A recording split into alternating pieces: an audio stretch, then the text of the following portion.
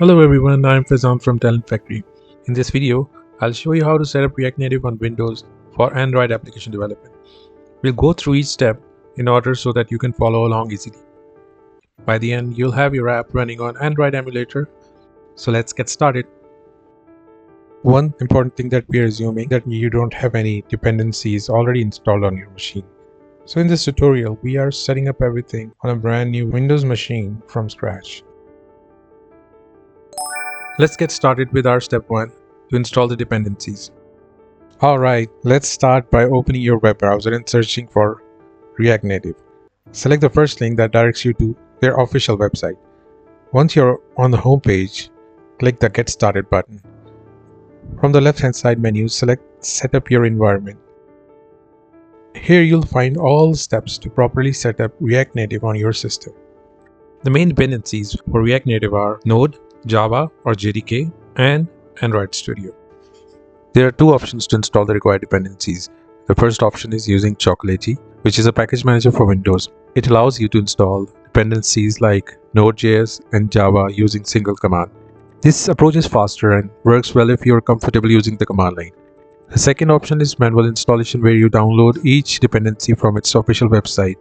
In this tutorial, we will use Chocolatey to keep the setup quick and efficient.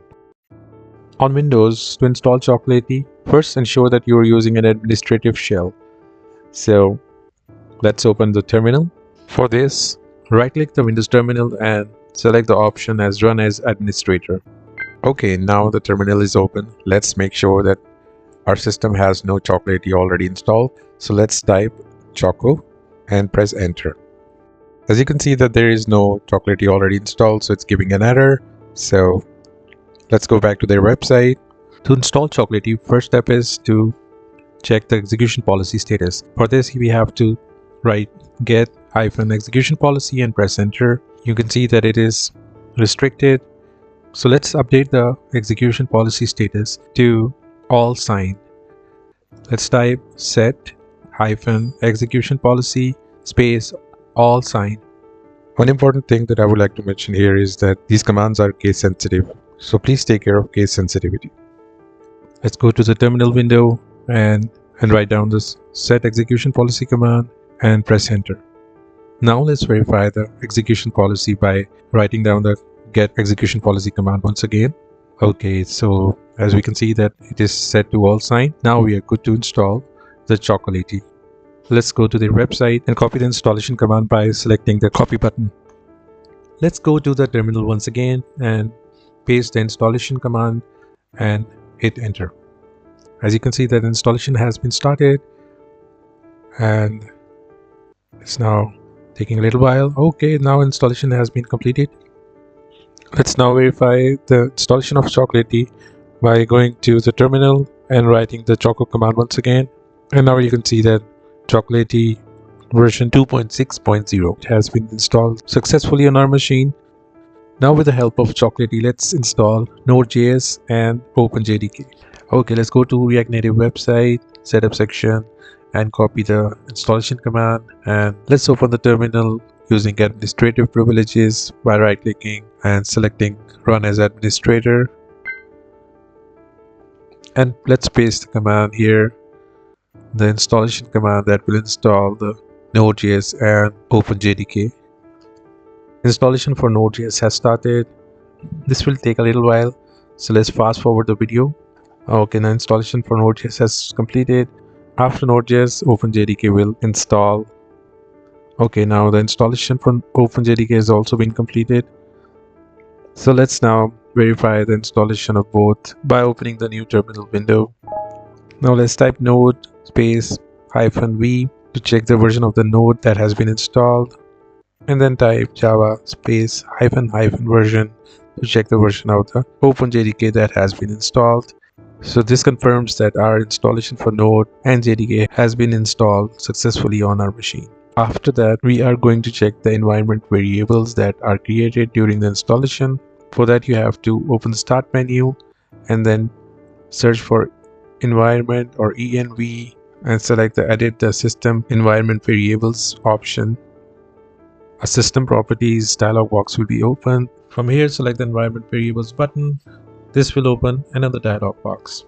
On the upper section there are some user variables, and below there is a section as system variables. So on the top user variables, you can see that there is an environment variable for Chocolatey that has been added. And let's select the path variable and click the edit button.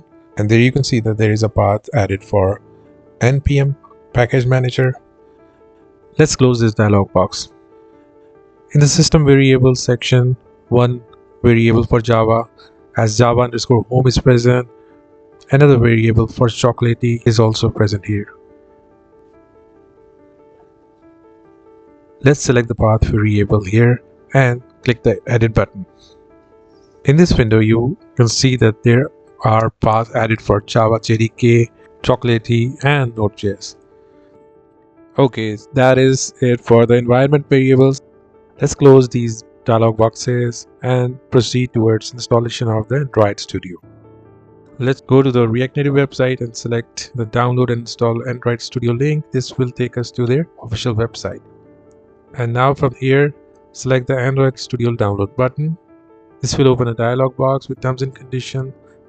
Agree to the terms and conditions by selecting the checkbox and selecting the download button. Alright, now the Android Studio download has begun. So this will take a little while, so let's fast forward the video a little bit. Depending on your internet speed, your download will be completed after some time. So now it's completed on my machine. So let's go to the download folder and run the installer. Okay, so the installation has begun. First of all, it's going to extract the files. In case you want to see the details, you can select the show details button and then select the next button. Leave the checkbox for start Android Studio on and select the finish button. Once you have selected the finish button, a dialog box will appear asking Google to collect and send the usage data. You can select either of these options, but let's select don't send right now. After that, it's going to be a very simple process. We have to select next button. We will pick the standard Android Studio setup and select the next button. Here is the list of components which are going to be installed during this setup. One is Android Emulator, SDK version 36, build tools, that is going to be 36.1, and some more components. Select the next button, agree to the terms and condition, and select the next button. We are going to fast forward the video until the installation is complete. During this, installer is going to download the components, extract them, and install each of the components that we have already discussed on the machine. Once done, select the finish button and the Android Studio will automatically be launched. Alright, that's it for the step 1. Let's proceed with the next step. Alright, let's move to step number 2, where we are going to verify our setup and configure a few environment variables for the Android SDK and the platform tools. Alright, let's open the Android Studio and from the welcome screen, select the more actions and the SDK manager. On this window, you can see that some items are checkmarked which are installed, like Android 16.0 and API level is 36.0 with revision 2. Let's go to the SDK tools. On this tab, there are some items which are already checkmarked, like Android SDK build tools, Android Emulator, and Android SDK platform tools. Let's close this window by pressing the cancel button, and let's now test and launch the Android Emulator by pressing the more actions options available on the welcome screen and then selecting the virtual device manager. After selecting this, virtual device manager will be opened. When you're running the virtual device manager for the first time, you will be asked to allow access to the adb.exe file. So select the allow access button. During the installation of Android Studio, an Android Emulator, that is medium phone API 36.1, was added to the system. So it is available here. So let's launch it by selecting the play or start button. After a few seconds, the Android Emulator will be launched. Alright, so the emulator has been launched and now things are getting ready. This will take some time. Okay, now the emulator has been launched here. Alright, so our Android emulator has been successfully tested. So now let's close it and let's now proceed with the configuration of environment variables related to Android SDK and the build tools, etc. Let's go back to the React Native website. You may have noticed that while we were recording the video, the very next day, React Native 0.83 version has become available on the website. So don't worry about it. The setup steps will remain the same for 0.83 and the 0.82. So let's go ahead and see where we were. We are done with the point number 1, that is installation of the Android Studio, and the point number 2 as well. So let's go to point number 3 of configuring the Android home environment variable. Let's go to edit environment variables option from the start menu. Under user variables, let's create a new variable as Android_home in capital letters. Please take care of the case sensitivity here. For the variable value, we need to assign the path of the Android SDK. So let's copy the PowerShell command mentioned on React Native website, and let's open the run window using start menu or by pressing the shortcut key window R. Let's paste the value inside the run command and press enter. This will open a folder where the SDK is installed.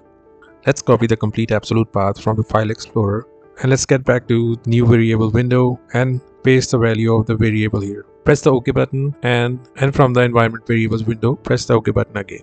And let's get back to the React Native website. In the point number 2 and 3, there are 2 instructions to verify the Android_home environment variable. So let's copy and paste the command mentioned in the point number 2 into the PowerShell. Let's open the PowerShell and paste the command and hit enter. So the result of the command will list all the environment variables here, and on the second number you can see that Android_home is present, which validates that our variable is configured correctly. In the point number 4, it is mentioned to update the existing path variable. So let's copy the command mentioned on the React Native website and go back to the environment variables. Select the path variable under the user variables section and select the edit button. Let's add a new value here, which we have copied. Paste the value here and select the OK button. Also press the OK button from the environment variables window. With this, we have completed our step number 2, which is verification of the setup and configuration of the environment variables. Alright, so let's get started with our step number 3 here, where we are going to install code editor and create a new React Native project. Let's go to React Native website once again. So from the left hand side menu, select the Get Started with React Native option. On the Get Started page, expand this option which says, can I use React Native without a framework? For this video, we are going to go ahead and create a React Native project without any framework like Expo or any other. So we are going to create a brand new project with React Native CLI. You can install any of the code editor according to your preference, but for this video, we are going to install VS Code or Visual Studio Code. Let's go to Google and search for Visual Studio Code and select the download button. This will take us to their official website, having download links for multiple platforms like Windows, Mac, etc. So as we are on the Windows platform, select the download button for the Windows platform. This will download the setup for Visual Studio Code. Let's fast forward the video a little bit. Okay, now the download has been completed. Let's go to the download folder and run the setup file for Visual Studio Code. The installation of Visual Studio Code will be pretty simple. Let's accept the agreement here and select the next button. Choose the folder path for the installation of the Visual Studio Code and then select the next button. On this tab, leave the last 2 options as checked and select the next button. And then at the last step, select the install button. This will require some time, so let's fast forward the video until the installation is complete. Okay, now the installation has been completed, so let's select the finish button. It will launch the Visual Studio Code. Let's go ahead and create a folder as React Native in our drive, and let's open the folder in Visual Studio Code. In Visual Studio, go to the file menu and select the open folder option and give the path to our newly created folder here. This will open the empty directory in Visual Studio Code. Visual Studio will ask for trusting the author of the files, so select the Yes, I trust the authors button.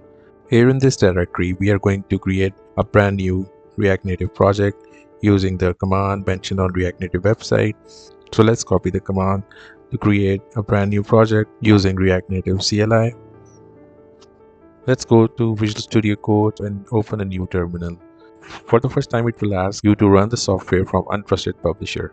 Because it's from the Microsoft publisher, let's go ahead and select the A option here, which is always run the software from this publisher. Let's type capital A here and hit the enter. Let's clear the terminal by writing down CLS command here. Let's go ahead and check the status of the npx command because it will be required to create the new React Native project. So let's type npx and press the enter key. This will give us a security error here. To sort out this issue, let's type get-execution policy space -list. This will list down the scope of the execution policy. For the process value, you can see that it is set as undefined. So let's write down set-execution policy space -scope space process space -execution policy space bypass space -force and hit the enter key. This command is also available in the description of the video. Okay, let's go ahead and type get execution policy command to list down the scope of the execution policy once again. And now you can see that the process value is set to bypass. Let's type npx command once again. And now you can see that it is executed successfully. So let's go to the React Native website and copy the command to create the brand new project for React Native. Let's paste the command in the terminal and press the enter key. You will be asked to install the packages related to React Native CLI. So press the Y key here. This will take a little while. So let's fast forward the video. This will download the template of the React Native project and you can see the progress in the left hand side file explorer as well. Once downloading of the template is complete, it will install the React Native project dependencies, and after some time the command is successfully completed on our machine. Alright, now we are good to execute the project on the Android emulator in our next step.